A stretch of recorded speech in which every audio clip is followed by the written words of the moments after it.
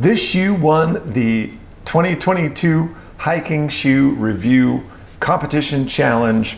That's what I do every year. So every year I buy a whole bunch of hiking shoes and then I test them and wear them for a month, put like 25 miles on each pair, and then I take them into my Dusty Hikers Advanced Footwear Research Laboratory, AKA my garage, and I test them on a bunch of different tests. So this year I tested this shoe against 4 other shoes and they came out on top. These are absolutely amazing shoes, and that's what we're going to talk about today. I'm going to share the results of all of that testing and then just kind of go over the features and stuff on this shoe. I did an 8-mile hike in these shoes this morning and my feet feel amazing. So this is definitely a shoe that if you're looking for a fast, light, safe, protective, grippy hiker, then this is a shoe that you definitely want to consider. All right, let's get into it. One thing I really like to do, especially after I spend some time in a shoe and get some mileage on it and go and run it through its paces in the Dusty Hikers Advanced Footwear Research Laboratory, is I like to go to the website and read the features that they list. Because there's a lot of marketing in there, and sometimes shoes, in my experience, the manufacturers are telling you stuff that's really just not true. I'm not going to name any names in this video. We're going to stay positive. We're going to talk about this shoe right here. So I'm just going to start reading some of those, and I'll decide whether or not they hit the mark or whether it's just kind of like marketing BS. Okay, so the first one is breathable mesh and TPU upper. So TPU is this thermoplastic urethane. It's almost like a coating. You can really see it right here, see? So this is a mesh, so it feels more like material. But then this is sort of like adhered to the mesh, and there's different layers. There's this layer, and then there's a layer below, which is a little bit rougher. It feels more like a rand. And I think it's good, right? I think it's adequate. You're not gonna, these aren't gonna provide as much protection for like this part of your foot as like a leather boot would. So, but I think these are good. The next one is 100% recycled laces and webbing. I like that. The one really big problem that I have with hiking shoes in general is that they're really disposable. I just spent a year walking in these. So these are the shoes that won last year, the Merrell MQM Flex 2. And I love these shoes. I spent a year walking and hiking in these shoes. But after a year, the heel is wearing down. I think these shoes retail a year ago, they might have been 110. They're 110 right now, but maybe they were 120, 130 last year. And now I'm just throwing them away, right? So for $10 a month, you have a shoe that you can hike in, and then you just throw it away. Instead, if you went with a leather hiker that's got a stitched sole that you could replace, then you spend a lot more money up front, but then you have something that's 100% not only recyclable, but it's just 100% reusable. You just keep putting a new sole on that thing.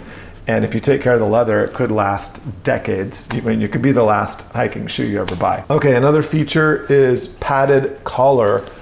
These shoes are very comfortable. They won the test for comfort against the 5 other shoes. I found these shoes to be the most comfortable shoe. So I believe that is true. Bellows tongue keeps out debris. I mean, this is what they're talking about. Maybe that's a better view. You can see how it kind of like flares at the top here. Sure, I mean, I didn't have a problem with debris getting in these, so maybe that's true. Protective toe cap. These do have a pretty decent protective toe cap for a like a low, super light hiker like this. It is quite rigid. I mean, if you kicked a rock, you would definitely feel it. It wouldn't be as protective as leather, but I think that this is quite protective. I would say it's more protective than these Merrell MQM Flex 2. This, what they did here is not as rigid and it's a lot squishier. So I'm gonna say yes to that. 100% recycled breathable mesh lining. Way to go, Merrell.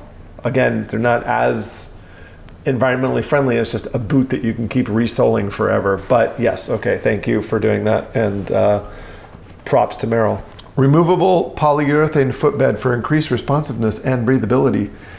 Again, these shoes are extremely comfortable. I found the footbed to be just wonderful for my foot. I have a normal width foot. My feet are kind of thin, let's say. They're not big and fat and beefy, but they're normal width, and I have a low to normal to mid normal arch. And these shoes are just absolutely perfect for my foot. This is a size 12 and they're great. So they're true to size and they're true for width as well. Let's see, rock plate for protection. One of the tests we're gonna look at here in a second that I did is protection underfoot, and these shoes performed pretty well. They tied for second place for protection, and in that test I stepped on a rock.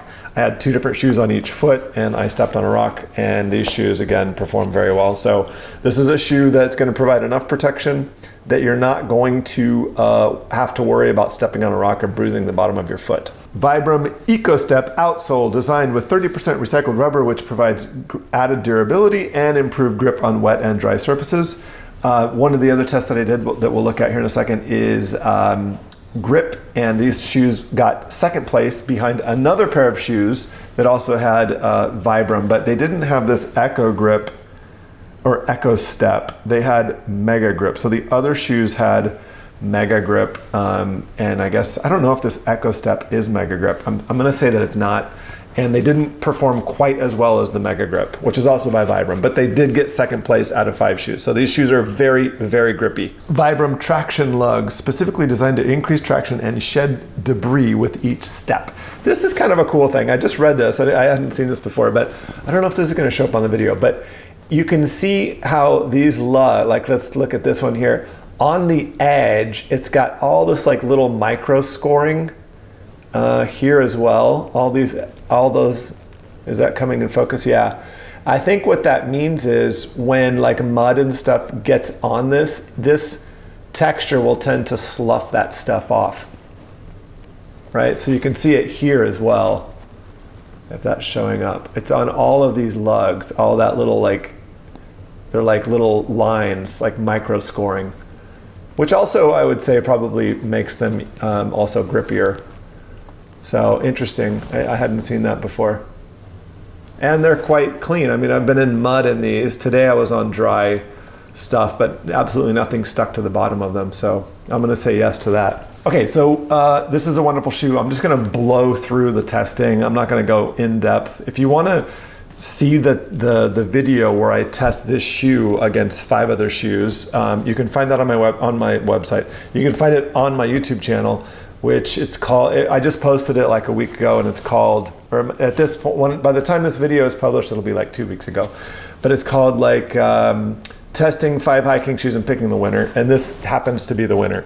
So if you're interested in that and you want to see like all the testing that I did, go and check out that video. Okay, so the first test that I did in round 1, you can see that I did a test for grip. So what I do is I just I have a suspension strap trainer, and I hold it underneath my elbows or underneath my armpits, and then I lean back so that my legs are back towards the anchor point, and then I keep moving my toe out until it starts to slip, and then I bring it back to the point where it doesn't slip, and then I just record the inches at that point, and whichever shoe wins, I set that at 0, and then the other shoes are a negative inch number from that, right? So the smaller the number, the closer to 0, the closer they were to this shoe. So the Vasque Satoro Trail LT, which I think have Mega Grip, they have a light base sole from Vibram with the Mega Grip compound with these little tiny micro lugs that were very grippy, and it won. But this shoe got second place. So this, again, the Vibram, man, it's like the industry standard. If you want grippy soles on your hiking shoes or your boots, get Vibram, because they're amazing. Another test that I did for all 5 shoes was time to dry. So I take the dry weight of just one of the shoes of each pair, right? And then I take the dry weight, dunk the shoe in water for 5 seconds, take it out, kind of shake off the excess water, and then weigh it. And then I take the percent increase in weight over its dry weight. And then every 60 minutes, I weigh the shoes again. I put them out in the sun, I pull them back, weigh them, and then I just see which one dries out more quickly, which one gets back to its dry weight. These were the worst. So these got 5th place, but I think that's just a function of how much cushioning and how much padding, and probably just the selection of materials that they use. So these shoes are the non-Gore-Tex version. So that might be one downside to this shoe. It is hydrophilic, so it's gonna wanna like absorb any water that's in the environment. So if you're on a multi-day hike and you think that you're gonna get wet, this might not be the shoe that you want to take unless you're okay with having wet feet and you can swap like wool socks out or something like that. But the shoe soaks up a ton of water and then takes longer to get rid of it than the other shoes that I tested. Okay, the third test that I did was foot protection. Again, these shoes tied for second place in this test.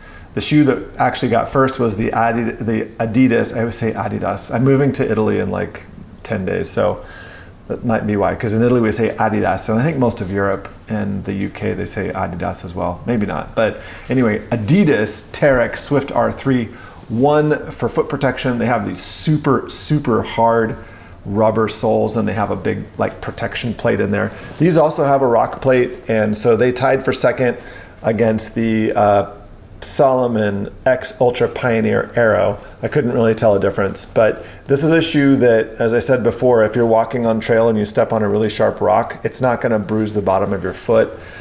This happened to me like 4 years ago. Oh my gosh, it was 8 years ago. Right before we left Italy, 8 years ago. We're moving back to Italy now, don't ask. Anyway, right before we left, I was jogging in just Nike runners, and I stepped on a rock, a really sharp rock that was shaped like a pyramid, and bruised the bottom of my foot and got plantar fasciitis. You do not want to get plantar fasciitis because it takes forever to get rid of it. It was horrible. It took me like a year. But if you're wearing a shoe like this, that will not happen. So if you're hiking a lot and you're not in proper hiking footwear and there's a lot of rocks around, I suggest that you go out and buy a pair of hiking shoes. And if you are, I would suggest that you buy these. And if you want to help me, you can use a link that's in the description, which is linked to Amazon. So I can get, a couple, I think it's like, I probably get $1 if you buy the shoe, but it does help me because I don't have any sponsors. I'm not even monetized on YouTube. So thanks for that. Okay, then the last test was just comfort. And again, that was me spending a month in these shoes. So the categories, some of the categories that I used for comfort were just like, are they comfortable straight out of the box? These were definitely comfortable straight out of the box. I went for a long hike in these the very first day and had zero issues. Are they comfortable at the end of the day? So another thing that I did over the last month was I would just pick a shoe on each day and wear that shoe all day. And these shoes were just a pleasure to wear. So at the end of the day, I didn't even need to take these off. That's how comfortable they are. And I think that that's a really important metric, especially if you're on a multi-day hike. Because, if you're like me, you've been on those hikes where you're at the end of the day, you cannot wait to get your hiking shoes off because your feet hurt so bad. These shoes, you will not experience that. They're super comfortable and squishy, and the midsoles are just awesome. So very comfortable shoe. Okay, that is my review of the Merrell Moab Speed. These are my new favorites. Definitely taking these to Italy with me. I'm moving to Italy again in 2 weeks. There's a wonderful hike that I'm going to do when I go there that I've heard about and always wanted to do but have never done it. And that's called the Way of the Gods, or La Via degli Dei, which goes from Bologna center, so the center of Bologna to the center of Florence. And you hike over the Apennine Mountains. Super excited to do that. It's like a 5-day through hike.